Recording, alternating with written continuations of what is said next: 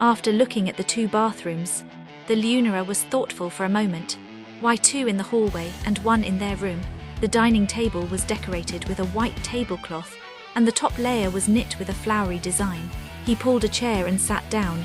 He went into the kitchen and began making a meal. She watched him with soft eyes barely open. Then she slowly walked to the large front doors and opened them gently. The front yard was huge. There was a brick-lay pathway. The grass was trimmed on either side, and there were no vehicles in sight. Birds circled the front of the roof, then they landed on the corner. Some of the birds were in the front near the large fence. They were beautiful. She leaned forward and wanted to feed them. She went inside to call Alex outside to show him the birds. When she went inside, Alex was setting plates and she could smell something baking in the oven. It was delightful when they went outside. The bird flew into the air all at once. They seemed entrained, following one another like schools of fish. Back inside they ate a meal, and then he served her a dessert. She moved her plate to his side. Then she got up and sat on his lap. He held her gently, reached over and grabbed the fork and started feeding her. "Where are we?" she said. "Stop asking or we'll wake up." "We are in love," he responded. Now she understood that love was a physical place. She looked a little concerned, but Alex just fed her another delightful piece of cake. It felt so good, even better than being awake. Suddenly they were upstairs sitting on the edge of the bed. He knelt in front of her and looked up at her face. "This is our world, Lunara." She felt his words and they were true, but how? Could all lovers do this? She tried to calm her questions that were rising to the surface of her mind. He laid next to her on the bed, and the soothing melody began to play within the home. It felt so good, like the war for peace had been won at this choice. She felt so weary and blissful. She decided to fall asleep again within herself. He embraced her and they were back in each other's arms. "We've finally done it, Lunara, we've broken through. First there was that pocket dimension and now this. What else would they see and do together?" Lunara didn't quite understand the pocket dimension. It was a world like a subatomic place, the rules. They were different. He used it on occasion for various purposes. The most horrible thing she ever saw him do with it was Dorsey's imprisonment. She was responsible for Wolf's disappearance rotations ago. Master Alex took her away with ascending magic. She never forgot the look on his face. It felt strange to see him that angry. It was as if the act was done by someone else. The whole mission, the Dorsey incident, was difficult to deal with. The worst part was that Lunara felt like she deserved it at the time. Eventually, Alex went to that other dimension and fought bravely to free his friend Wolf. He destroyed hundreds of winged beings. He was covered in their blood. It's a side of him many forget about when they try to talk down to him. I respect his ability to let their gestures dissolve into nothing. We took a good vacation to recover. Eva was grateful for his rescue. Come to think of it, it was probably why Eva was so determined to bring Alex back to life. What a world that we live in. The Cyterian crystal was dangerous. "Thank you," Alex said, "for walking beside me on this journey. I forced myself into your world, remember, Alex? I wouldn't be with anyone else. You better not ever die on me again." They stepped in the shower and let the warm water wash all over them. They felt newer and calm, and the water was going slower and slower. "What is this, Alex?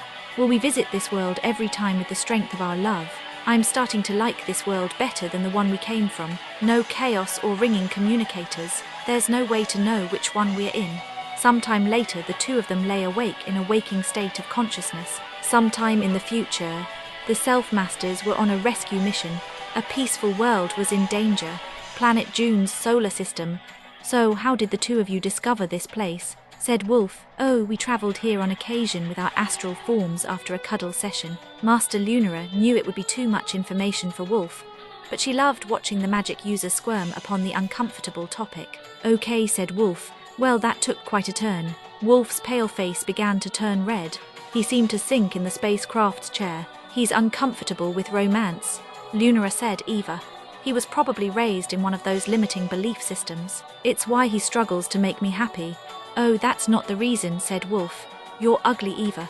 Rujan cleared his throat and reminded them that he was too young to hear their unfiltered banter. "Aren't you over 21 rotations?" Rujan said. "Eva, you are of age to be a dead man in war. If this were planet Mood." "Well," said Rujan, "thankfully this isn't that dreadful place. Where are we anyway?" Lunara and Alex held hands and looked at one another intently. "Oh, would you look at them? You'd think we were coming here for a vacation," said Kudo, "not to fight a war for these little ungrateful fairies." "Sounds like you'd rather be home," said Yellow. Well, given the matter a little bit of thought, said Kudo, I could use the workout. It's been a while since my last war. Manchu replied, well, with careful words, perhaps we can avoid a battle. With my luck, said Wolf, this will be like another granite conflict. That dragon thing gave me a wake-up call. One little dragon, said Eva. It was a big dragon, Eva. It absorbed Alex's mind and gave us a fight like no other. Well, when are you going to let your full potential unleash, Wolf? When you learn how to say, please and thank you, Eva. The strong take what they want, Wolf, said Eva. No apologies are needed. Kudo raised an eyebrow, now interested in the seductress. That was hot, said Kudo, the darkness in her lifted his spirits. Kudo was no straight arrow. He allowed himself to drift into thoughts about Eva. Wolf had something special, but he was too much of a square to realize it. Imagine what the two of them could accomplish together if they were on the same wavelength. Unfortunately, Wolf used good magic. Yellow winked at Rujun and he blushed just a bit. Christina noticed and smiled. She was always quick to notice a little changes because of her gift. She was slightly physically faster than the others. Her training was paying off, and her speed was no longer a hindrance in battles. Details Master Alex would say during her training. It was how he countered so well, how he clinched on his emotions and spat out bursts of power countering his enemies' attacks. Are we there yet, said Rujun. Such a hurry to meet your end. Said Kudo, we're probably just going to talk things over. Said Rujun, we'll have the two sides sign a peace treaty or something. Kudo replied, yeah, right, he's young. Remember what I said about people. They are greedy and selfish. The battle for peace. Eva launched magic bolts and spears, stabbing into approaching space soldiers. Their armor was shattering under her assault. Manchu leapt in the air and landed on a group of them. A dust cloud formed upon his impact. He charged and broke through their defenses. Most of their defensive formation was shattered by his charge blasters and fire bombs, bounced off his chest armor. He spun an ancient lance and spiritual power aided his mighty swings. The fog of war was upon them, the Selfmasters were in the vanguard, while the elf beings launched catapults of energy. Large tankers rolled into battle and alien soldiers rushed out of them. Two massive giants arrived. Alex and Kudo smiled. They gripped their weapons, fighting through the soldiers en route to the giants. Their planet only had one sun, and Kudo felt powerful enough to level a building. Lunara noticed that Alex and Kudo had departed. She shielded the others in a dome of healing light. Rujun spun his short sword, blocking energy bolts. He was now back to back with Yellow defending themselves. Some date her, Rujun. Yes, said Yellow, but there are way too many people on the dance floor. What do you say we take one of those tankers for ourselves? Let's go. The two of them felt refreshed after Lunara healed them. Yellow picked up a blaster from the floor and started firing into the crowd of soldiers. Lunara kept her eye on Master Alex. He defended himself pretty well. His sacrificial righteousness kept at bay for the moment. It was like something took over his mind when he was protecting others. His life always took a back seat. Lunara shook her head as she watched Kudo in battle. He always chopped off arms and legs. There was something about him. He always went for that type of maneuver. She reminded herself that this was war, and the rules of everybody's morality didn't apply. Just as she finished her thought, an arrow laced with lightning raced for the back of her head. Christina chopped it in, half in a blur of motion. I can't believe how fast I am here, she said. Thanks, Christina, that would have ruined my plans for the set of the sun. The two of them somersaulted towards another group of soldiers. Lunara's hands began to glow as she fired into them. A spiked club came down at Master Alex and Kudo. They both flipped out the way with combat agility. He swung the spiked club again, this time horizontally knocking over most of his own allies as the two warriors flipped over it. Thanks, those guys were getting in my way, said Alex. A giant foot came down trying to stop Alex flat. Alex pressed against the bottom of his foot. Then he threw the massive foot, and the giant fell on his back. Another giant reached down to grab for the Selfmaster, but he did a somersault and ran up the giant's arm and punched a giant in the face. The punch was a blast of white fire in his consciousness. Kudo joined him, delivering a powerful kick of his own. He fell over, and Kudo grabbed the mace of the fallen giant. Kudo spun it in a circle over his head. Alex landed and covered Kudo, deflecting blaster fire with his photonian blade. Kudo continued spinning the giant weapon. The second, more massive giant stood up and raced at Kudo. He threw the weapon and it knocked the giant out, right in his head. Did you see that? Wolf and Eva appeared beside the two warriors. That was incredible, Eva said. I thought those two big lugs would put up more of a fight. Something's happening to us here, said Alex. Lunara and I were never this powerful on our previous visits.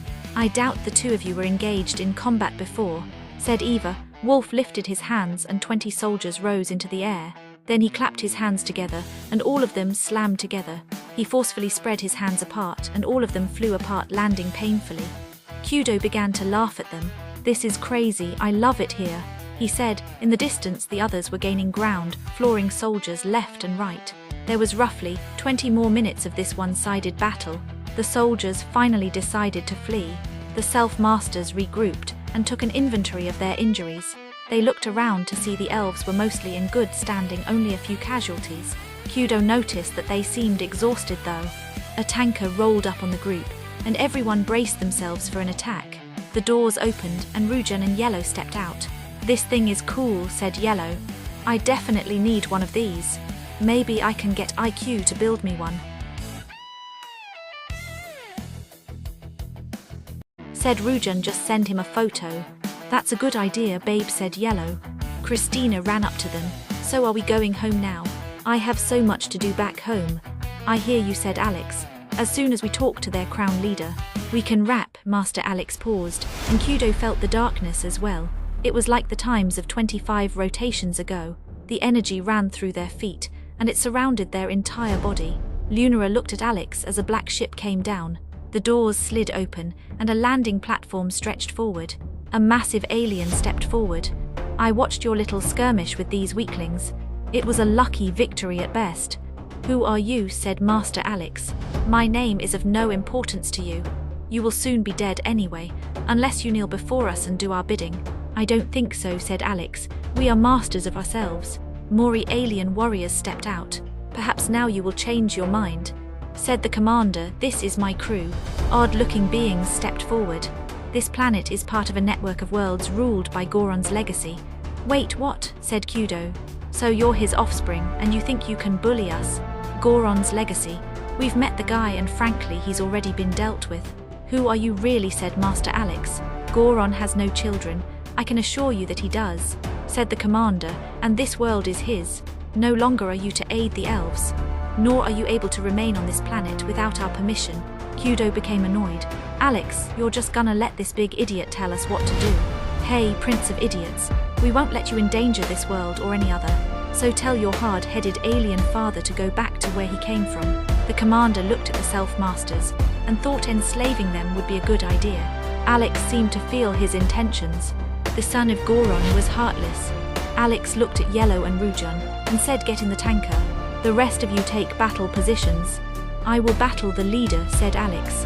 The crew members removed their helmets and they eyed the Selfmasters, apparently sizing them up. There were 11 of them in total. Their leader seemed reptilian in some way. A green-skinned, dark-haired woman gripped a saw-like blade. A dark grey-skinned man with expressive eyes and a bald head spun a chain.